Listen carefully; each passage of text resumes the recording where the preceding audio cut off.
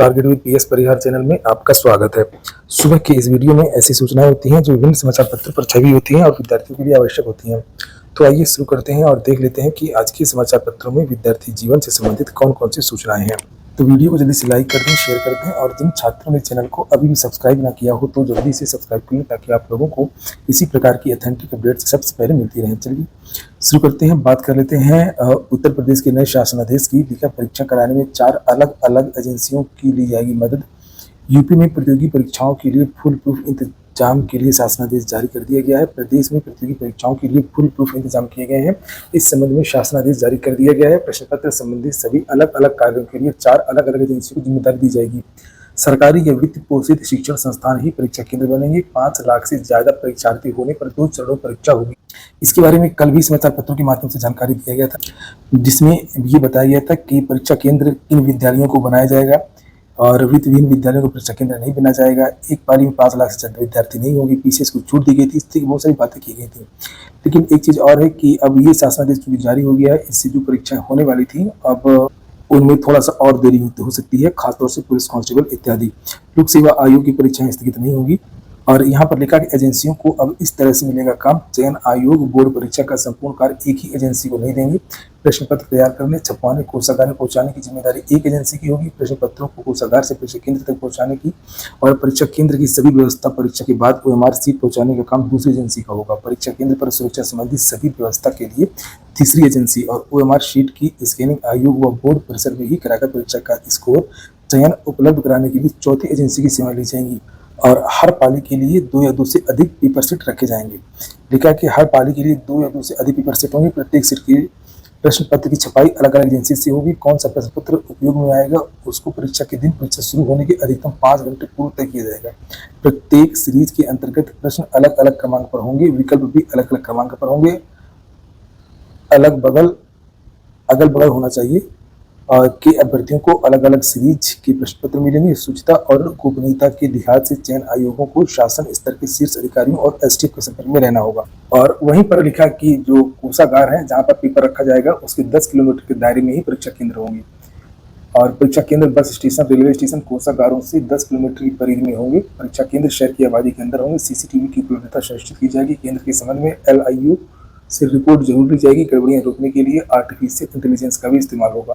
इसके अलावा भी बहुत सारे बदलाव आपको देखने को मिलेंगे। जैसे यहाँ पर लिखा है कि परीक्षार्थियों को अपने गृह मंडल के बाहर परीक्षा देने जाना होगा। निःशक्तों और महिलाओं पर यह प्रतिबंध लागू नहीं होगा। आयोग और बोर्ड में ही OMR शीट की स्कैनिंग की जाएगी और 4 लाख से अधिक परीक्षार्थी होने पर 2 चरणों में परीक्षा होगी। वित्तहीन विद्यालयों को परीक्षा केंद्र नहीं बनाया जाएगा और ये सब बातें यहाँ पर लिखी है। वहीं पर केंद्र सरकार ने भी लोक परीक्षा कानून लागू कर दिया है। पेपर लीक में 10 साल की कैद, 1 करोड़ का जुर्माना। नीट व UGC नेट में गड़बड़ियों को लेकर विवाद के बीच केंद्र सरकार ने लोक परीक्षा अधिनियम 2024 को लागू कर दिया है। इस संबंध में शुक्रवार को अधिसूचना जारी कर दी गई है। यह कानून इसी वर्ष फरवरी में संसद में पारित हुआ था। सरकारी परीक्षाओं में गड़बड़ी रोकने के लिए लाए गए इस कानून में 10 साल तक की कैद से लेकर के 1 करोड़ रुपए तक जुर्माने का प्रावधान है। सार्वजनिक परीक्षा में अनुचित साधनों का इस्तेमाल करने पर 3 से 5 वर्ष की सजा और 10 लाख रुपए तक का जुर्माना लगाया जा सकता है। इसमें नकल पर रोकथाम के लिए न्यूनतम 3 से 5 वर्ष तक की कैद और इस तरह के संगठित अपराध में शामिल होने वाले लोगों को 5 से 10 साल की जेल की सजा और न्यूनतम 1 करोड़ रुपए जुर्माने का प्रावधान है। और इसमें लिखा हुआ है कि इस कानून के दायरे में UPSC, SSC, रेलवे की ओर से प्रायोजित प्रतियोगी परीक्षाएं, बैंकिंग परीक्षाएं और राष्ट्रीय परीक्षा एजेंसी NTA की ओर से आयोजित सभी कंप्यूटर आधारित परीक्षाएं आएंगी।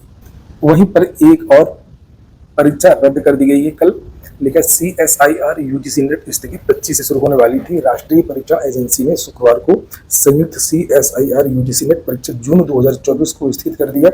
ये परीक्षा 25 जून से लेकर के 27 जून के बीच आयोजित होने वाली थी। NTA की ओर से दी गई जानकारी के अनुसार अपरिहार्य परिस्थितियों के साथ साथ लॉजिस्टिक मुद्दों के कारण परीक्षा स्थगित की जा रही है। इस परीक्षा के आयोजन के लिए संशोधित कार्यक्रम की घोषणा बाद में आधिकारिक वेबसाइट पर की जाएगी। NTA की ये परीक्षा है। NTA की नीट की भी परीक्षा थी, NTA की UGC नेट की भी परीक्षा थी। और इसी बीच युवा मंच ने एक पत्र लिखा है जिसे आप लोग यहाँ पर देख सकते हैं। लिखा 5 मई को आयोजित नीट UG परीक्षा में पेपर लीक, धांधली व नेशनल टेस्टिंग एजेंसी द्वारा अनियमितता के गंभीर आरोप है।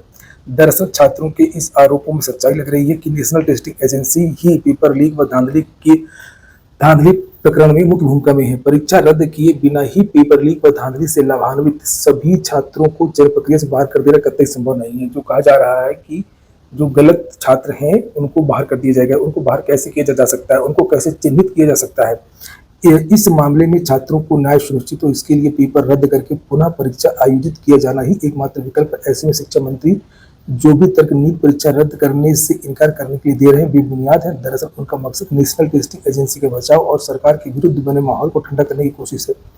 देश भर में नीट भ्रष्टाचार के विरुद्ध आवाज उठा रहे हैं और सुप्रीम कोर्ट भी इस मामले में गंभीर है। लेकिन शिक्षा मंत्री की इस मामले में जिस तरीके की भूमिका है उसमें उनके रहते केंद्र सरकार से छात्रों को न्याय की कतई उम्मीद नहीं है। इसलिए शिक्षा मंत्री के इस्तीफा की मांग जोर पकड़ रही है। नेशनल टेस्टिंग एजेंसी की साख में कितनी बड़ी गिरावट है इसका अंदाजा इससे लगा सकते हैं कि आज नेशनल टेस्टिंग एजेंसी द्वारा 25 से 27 जून के बीच आयोजित होने वाली CSIR UGC नीट की परीक्षा को भी स्थगित कर दिया गया, क्योंकि 18 जून को आयोजित UGC नीट परीक्षा में एक दिन पहले ही पेपर सोशल मीडिया में वायरल हो गया।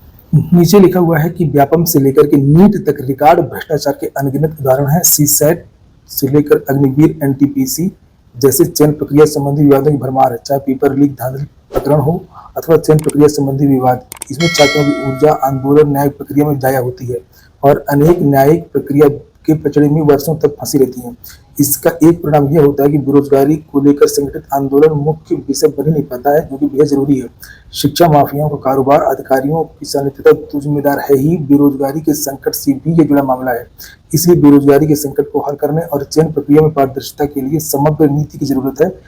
लेकिन ना तो बेरोजगारी के सवाल और ना ही चयन प्रक्रिया में पारदर्शिता सुनिश्चित करने के लिए केंद्र सरकार के पास किसी तरह का खाका नहीं दिख रहा है। जबकि चुनाव में बेरोजगारी ज्वलंत मुद्दा के रूप में उभरा और जनादेश भी मोदी जी के विरुद्ध है, फिर भी केंद्र सरकार से युवाओं के इन ज्वलंत मुद्दों को हल करने की उम्मीद नहीं है। ऐसे में युवाओं का संगठित आंदोलन ही बेरोजगारी और रिक्त पदों पर पारदर्शी भर्ती के सवाल को हल करने के लिए बाध्य कर सकता है। राज्य शासन युवा मंत्री, तो इस पत्र में शिक्षा मंत्री के इस्तीफे की बात की गई है और सारे पेपर लीक की जो जिम्मेदार है वो NTA को माना गया है। अगली सूचना शिक्षा सेवा चयन आयोग की है। चुनावों के कुछ दिन पहले ही इस आयोग का अस्तित्व आया और कार्यवाहक चेयरमैन की नियुक्ति हुई और कुछ अधिकारियों की नियुक्ति हुई। काम कुछ भी नहीं हुआ क्योंकि सब कार्यवाहक है और लिखा कि नए आयोग ने काम कुछ भी नहीं किया, लेकिन वेतन बढ़ाने का दे दिया प्रस्ताव। विडंबना है, अधिकारी केवल वेतन ले रहे हैं और कुछ कर नहीं रहे हैं। लिखा है नवगठित उत्तर प्रदेश शिक्षा सेवा चयन आयोग के हालात भी अजीबोगरीब चल रहे हैं। मार्च में सदस्यों और कार्यवाहक अध्यक्ष की नियुक्ति के बाद से कोई काम नहीं हुआ है, लेकिन मजे की बात यह है कि सदस्यों अध्यक्ष के वेतन बढ़ाने का प्रस्ताव शासन को भेज दिया गया है। विज्ञापन में सदस्यों और अध्यक्ष का नियत वेतन 1,48,000 व 1,68,000 प्रतिमाह निर्धारित था।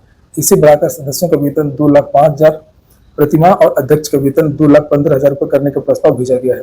वेतन के अलावा DA के रूप में तकरीबन 75,000 रुपये, HRA के रूप में लगभग 12,000 रुपये, 4 पहिया गाड़ी में 200 लीटर तेल के लिए तकरीबन 20,000 रुपये और मोबाइल खर्च के नाम पर 2,000 रुपये मिलते हैं।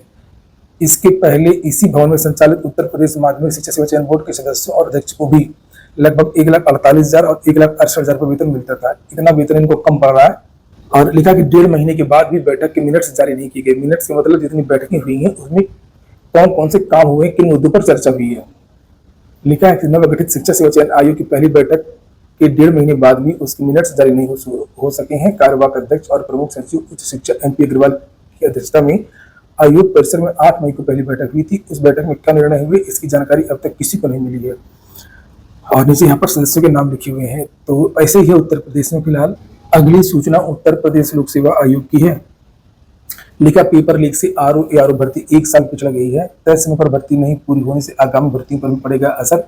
22 दिसंबर को प्रस्तावित RO प्री परीक्षा। उत्तर प्रदेश लोक सेवा आयोग की एक और सूचना है। लिखा उत्तर पुस्तिकाएं देखने को लेकर के उत्साहित नहीं है PCSJ के अभ्यर्थी। लिखा कि 100 अभ्यर्थियों को बुलाया गया था शुक्रवार के दिन, लेकिन केवल 29 अभ्यर्थी पहुंचे हैं। नगर नियोजक के 24 पदों के लिए प्रारंभिक परीक्षा 30 तारीख को होगी। इसके एडमिट कार्ड उत्तर प्रदेश लोक सेवा आयोग की वेबसाइट पर उपलब्ध करा दिए गए हैं। अगली सूचना UPSSC की है। लेकिन कृषि प्राविधिक सहायक भर्ती में 1853 पदों को जोड़ने की मांग। जनता दरबार में पहुंचे प्रतियोगियों ने मुख्यमंत्री को संपर्क ज्ञापन, मैंने कल जानकारी भी दी थी कि जो AGTA की वैकेंसी आई है 3446 पदों के लिए, उसमें विद्यार्थियों को यह कहना कि इसमें 1853 और पद रिक्त हैं। इसका अधियाचन भी उपलब्ध है और इन पदों को भी इसी में जोड़ दिया जाए और कुल 5299 पदों पर भर्ती की जाए। 17 शहरों के 68 केंद्रों पर होगी सीएपीएफ एसआई की परीक्षा। दिल्ली पुलिस और central arm police force CAPF में सब इंस्पेक्टर भर्ती की ऑनलाइन परीक्षा 27 से 29 जून तक कराई जाएगी।